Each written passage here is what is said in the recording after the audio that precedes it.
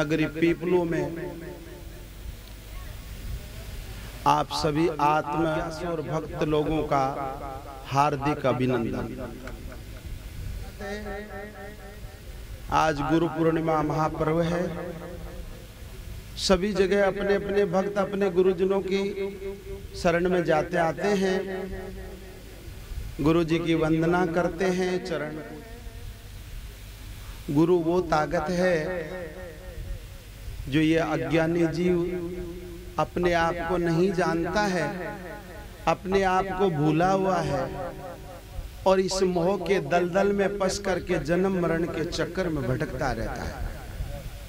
इस मोह दलदल से, इस भवसागर से पार करने के लिए गुरु एक नौका के समान है।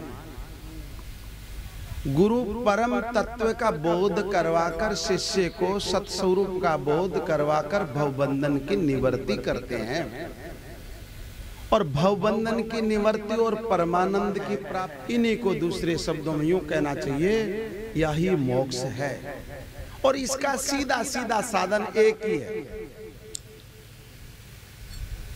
रीते ज्ञानानुमुक्ति ज्ञाना देवेत्व केवल्यम।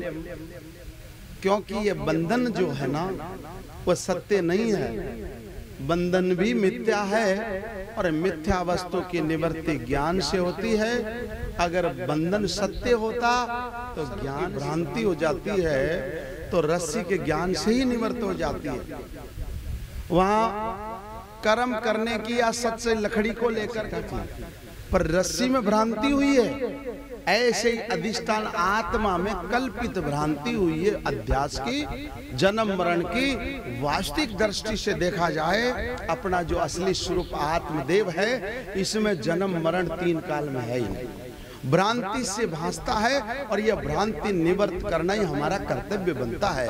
तो गुरु जी के सानिध्य में आने से आत्मज्ञान की प्राप्ति होती है और आत्मज्ञान ही मोक्ष का सबसे सीधा रास्ता है। इसके अलावा दूसरा नान्य पंथा विदते अनाई, वेद ने कह दिया कि नाना मत, नाना पंथ, नाना रास्ता है ही नहीं। मुक्ति रूपी अयन घर पहुंचने के लिए एक ही रास्ता है, वो क्या है? ज्ञान है। और ज्ञान भी कई प्रकार का, इनको ज्ञान नहीं कहा। योगा वशिष्ठ में राम जी को कह रहे हैं, विशिष्ट महामुनि कह रहे हैं, हे राम जी, ये संसार की जितनी जानकारियां इकट्ठा करो, आप कितने ही प्रकार के ज्ञानों का आप अर्जित करो, अपने स्वरूप को छोड़ करके मैं कौन हूं इसका यथार्थ बोध न हो, इसके अलावा जितने भी जानकारी आप इकट्ठी करो, उन्होंने कह दिया ये सब अज्ञान का अज्ञान है, ये ज्ञान ही नहीं है। ज्ञान केवल अपने शुद्ध चैतन्य स्वरूप का जहां बोध हो वही ज्ञान कहलाता है। नयम ज्ञान सदृश्यम पवित्र में विद्यते। गीता में भगवान ने कह दिया कि ज्ञान के समान पवित्र पदार्थ कोई नहीं है। बोध हो जाएगा गुरु की कृपा से, आत्मज्ञान हो जाएगा जिस समय आपको गुरु की कृपा से, उस समय भी एक सच्चिदानंदी शेष रहेगा। बीच में केवल प्रतीति मात्र है, हकीकत नहीं। उदाहरणार्थ जिस प्रकार से देखिए कि सोने से जितने भी जेवर आपने बना लिए, मान लीजिए किसी के कान में कुंडल है, किसी के नाक में नथ है, किसी के हाथ में अंगूठी है, और भी अन्य अन्य प्रकार के जेवर लोगों ने घड़ लिए हैं। पर एक बात बताइए, केवल आकृति से भेद मालूम हो रहा है, वास्तविक दृष्टि से अथवा सुनार की दृष्टि से देखिए, एक सोने के सिवा यहाँ कुछ भी नहीं है, केवल सोना ही है। एक वैरागी महात्मा था, ओ उसके पास दो थे, एक तो चूहा बना हुआ था, एक गणेश जी की मूर्ति थी। सोकाल दुकाल का समय होगा, महात्मा जी ने देखा अभी समय में परिस्थिति खराब है, मैं इन दोनों को बेच देता हूँ, जब बढ़िया जमाना होगा पैसे गुरु कृपा से आएंगे तब दोबारा बना लूंगा। ऐसा भाव लेकर सोनी जी के पास चले गए। सोनी जी को जाकर कहा, जी इनका मोल तोल कर दो। सोनी जी ने उनका वजन किया और तोले के हिसाब से पैसे लगा दिया।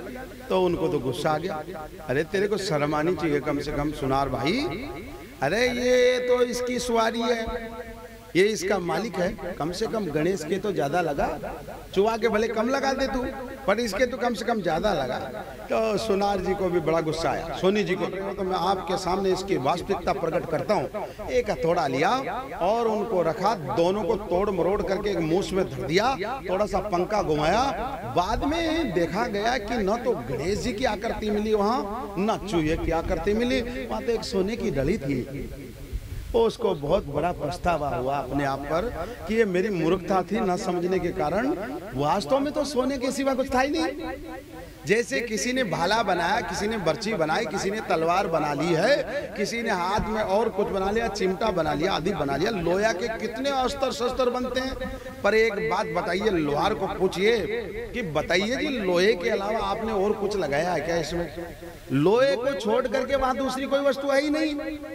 एक लोहाई सार स्वरूप है। कुमार बाबा ने मिट्टी मारी, इतनी लाते मारी, गोल पिंडा भी बनाया और उस चाक पर भी घुमाया, और घुमाते घुमाते उसके माइंड में जितनी आकृतियां, पर कपड़े भी बहुत है, वस्त्र सबने अलग अलग रूप का पहना है। किसी के सिर पर सापा है, हमारी सेवानंद जी के सिर पर देखो, ओहो कैसे बैठे हैं, माला पहन करके बैठे हैं, और कपड़े में देखो सफेद झक कपड़े पहने हुए हैं। अरे ये भाई देखो भगत जी के सामने बैठे, इनके नीली बुरशेट है, इनके पीला है, इनके हरा है। इतने अलग अलग कलर को देखने के बाद तो पता लगता है ये सारी सामग्री अलग अलग वस्तुओं से बनाई गई होगी, मगर नहीं। अगर जुलावे को पूछो तो जुलावे यही कहेगा, सूत तो एक ही था, कलर मैंने भिन्न भिन्न भर दिए। कलरों का भेद है, सूत में कोई भेद नहीं है। उसी प्रकार से ये चराचर जगत जो भी कुछ दिखता है, महापुरुषों ने शेर भी लिखा है, क्योंकि इंद्र राजा भी इतनी मेहरबानी करने की कोशिश में है। आप पर थोड़ा बहुत सत्संग हो जाओ तो ठीक है, नहीं तो हमारी तो कोई जरूरत भी नहीं। प्रजा का पालन करो राम जी, आप तो, हमारी कोई जरूरत नहीं।